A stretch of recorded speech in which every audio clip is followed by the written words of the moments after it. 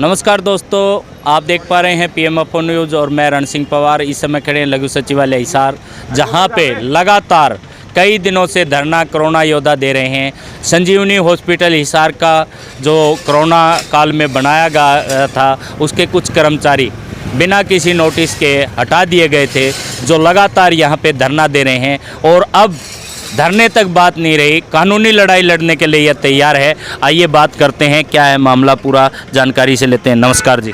नमस्कार जी। पहले तो परिचय करा दें। मैं संतलाल अंबेडकर, प्रेस प्रवक्ता भीम आर्मी हिसार। तो इनका जो मामला है कोरोना योद्धाओं का, वो क्या है और किस तरह से लड़ाई आगे चल रही है? जो लड़ाई हम भीम आर्मी संगठन के जरिए जो इन कोरोना योद्धाओं की लड़ाई जो ग्राउंड लेवल पर लड़ी जा रहे थे काफ़ी समय से, और वो ग्राउंड लेवल के साथ साथ में हमारे लीगल रूप से कोर्ट के जरिए भी लड़ी जा रही है।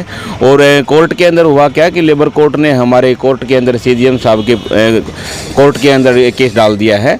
और ये आगे की जो लड़ाई है हमारी लीगली रूप से वो कंटिन्यू रहेगी। फ़र्क ये रहेगा कि हमारे जो आगे के जो एडवोकेट साहब हैं हमारे अनिल पंचाल जी और बजरंग इंदल जी रहेंगे, और दोनों बड़ी मजबूती के साथ हमारे सीनियर साथी हैं। बड़ी मजबूती के साथ कोरोना योद्धाओं को जो लड़ाई है हम अंत तक कामयाबी के तक पहुँचाने का काम करेंगे। तो जो लड़ाई आपने शुरू करी कोर्ट के अंदर, जो अभी जो चल रहा था मामला, वहाँ क्या रहा?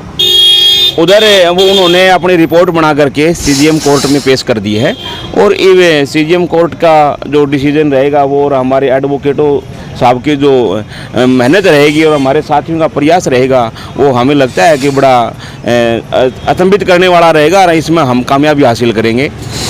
तो जो आप एक तरफ तो कोर्ट की लड़ाई लड़ रहे हैं, दूसरी तरफ आप धरना प्रदर्शन कर रहे हैं, बार बार आपको धरना देना पड़ रहा है, लगातार धरना आपका चल रहा है, प्रदर्शन भी कई बार कर चुके हैं, तो इसका क्या कोई फैसला सरकार प्रशासन से हो पाया है?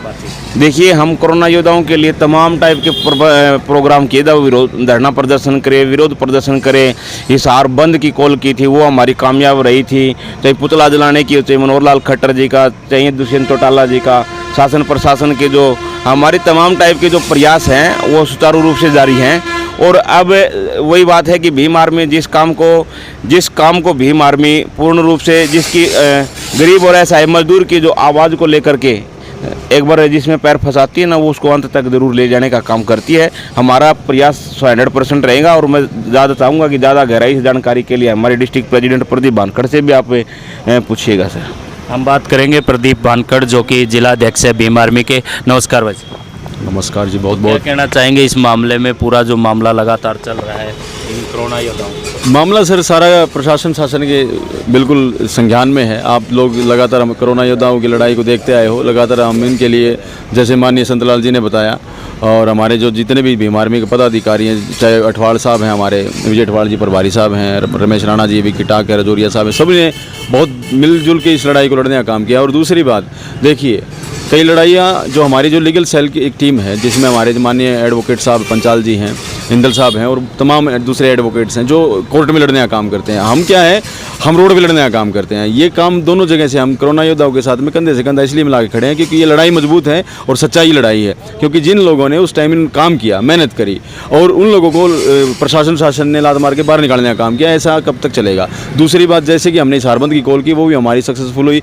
हमने पुतला फूका, वो भी हमारा, हमने DCO अगर किसी को ताड़ा मारा, PWD को ताड़ा मारा, तो वो भी हमारा सक्सेसफुल रहा। सारे काम हमारे सक्सेसफुल रहे, लेकिन शासन प्रशासन ने आंखें बंद कर ली है। हो सकता है अगला जो हमारा एक जो काम होगा वो एक बड़ी कॉल का होगा, जो बड़ी कॉल हम जैसे कि DC का घेराव हो, या फिर किसी मंत्री का घेराव हो, या फिर हम हो सकता है अनिल विज के अभी हम यहाँ जा सकते हैं। क्योंकि जब तमाम तरह के हमारे पास में डॉक्यूमेंटेशन है, और डॉक्यूमेंटेशन में ये लिखा हुआ है कि आपकी लड़ाई वास्तव में सच्ची है और आप लीगल रूप से इसका हिस्सा है, आपको वापस रखना चाहिए। जब दूसरी जगह पे इन लोगों को रखा लिया गया है, तो यहाँ पे हाउ कैन बी पॉसिबल कि रख नहीं पा रहे? क्योंकि देखिए, प्रशासन का इसमें सारा का सारा हस्तक्षेप है। यहाँ पे जो बेड था, उसमें यहाँ की जो DC मैडम है, यहाँ की जो CMO मैडम है, यहाँ के जो प्रशासनिक PWD डिपार्टमेंट है, सबकी मिली भगत है। और सबकी मिली भगत होने के कारण से इन लोगों के साथ में न्याय हो रहा है। आप सोच के देखिए, ये माता कोई IAS अधिकारी नौकरी तो नहीं मांग रही, ये मेरी माँ है, माता जी हैं, ये कोई मतलब ये तो नहीं करी मेरे को लेक्चरर लगा दो या मेरे को प्रिंसिपल लगा दो। ये डिमांड ये कर रही है कि भाई मुझे 2 वक्त की रोटी चाहिए, और 2 वक्त की रोटी मुझे वहाँ से मिल रही है। इसलिए भीम आर्मी के तमाम पदाधिकारी इस लड़ाई को मजबूती देंगे। और दूसरा, माननीय संतलाल जी और दूसरी तमाम तरह के जितने हमारे साथी हैं, चाहे वो प्रदीप रजौरिया है, अनु जी हैं, विक्की भाई हैं, विजय अठवाल जी हैं, रमेश राणा, सबसे एक बार कंफर्म करके एक बड़ी कॉल की हम कोशिश करेंगे कि दोबारा से हम शासन प्रशासन को जताएं और डीसी ऑफिस का हम घेराव करें या फिर किसी भी मंत्री का हम घेराव करें। तब तक घेराव नहीं करें तब तक ये शासन प्रशासन सोया हुआ है सर, जागने का काम ही नहीं कर रहा। इसलिए इस लड़ाई को मजबूती के साथ लड़ना पड़ेगा। माननीय एडवोकेट साहब इस लड़ाई को कोर्ट में लड़ने का काम करेंगे। सारे डॉक्यूमेंटेशन हमने इनको दिखा दिए गए हैं। इन लोगों ने भी पूरा आश्वासन दिया है कि ये लड़ाई मजबूत है, आपके फेवर की लड़ाई है। दूसरा, जब तक हम लेबर कोर्ट में लड़ रहे थे वहाँ पे भी हमने मजबूती के साथ लड़ाई लड़ी है। तो आगे की जो जानकारी लेबर कोर्ट की जो जैसे कि लड़ाई होगी, जो लड़ने का काम करेंगे रोड की, हम आपको अपडेट देते रहेंगे। बाकी कोर्ट की अपडेट हमारे माननीय पंचाल जी आपको। नमस्कार जी, एक बार आप परिचय करा दें। मैं अनिल पांचाल, एडवोकेट हिसार बार से हूँ और यहाँ धरने पे अभी इन्होंने हमारे को जो लेबर कोर्ट के मुतलिक डॉक्यूमेंट्स दिए हैं उनके मुतलिक मैं यही कहूँगा कि लेबर इंस्पेक्टर जी ने अपनी रिपोर्ट्स तैयार करके चीफ जुडिशल मजिस्ट्रेट हिसार को ये केस भेज दिया है। अब वहाँ डेट आगे फर्दर लगी हुई है, उस पर हम कानूनी लड़ाई लड़ेंगे, जज साहब के सामने अपना पक्ष रखेंगे। बड़ा मजबूत इनका केस बनता है और मैं ये जहाँ तक समझता हूँ कि इन्हें इंसाफ ज़रूर मिलेगा। नमस्कार जी, नमस्कार जी, परिचय करा दें। मैं एडवोकेट बजरंग दल हिसार से। तो क्या कहना चाहेंगे सर, इन जो ये कोरोना योद्धा है इनका मामला किस तरह आगे लेकर के अब कानूनी तौर पे लेकर के आगे? देखिए, कोरोना का दौर देश के अंदर ऐसा आया था जब लोग घरों के अंदर कैद थे। उस समय इन कोरोना योद्धाओं ने अपनी जान की बाजी लगा के और मानवता की सेवा की है। सरकार और प्रशासन को जब इनकी ज़रूरत लगी, इन लोगों को नौकरियां दी और जैसे ही सरकार और प्रशासन की ज़रूरतें ख़त्म हुई, इन लोगों को बिना नोटिस दिए घर पे बिठा दिया गया।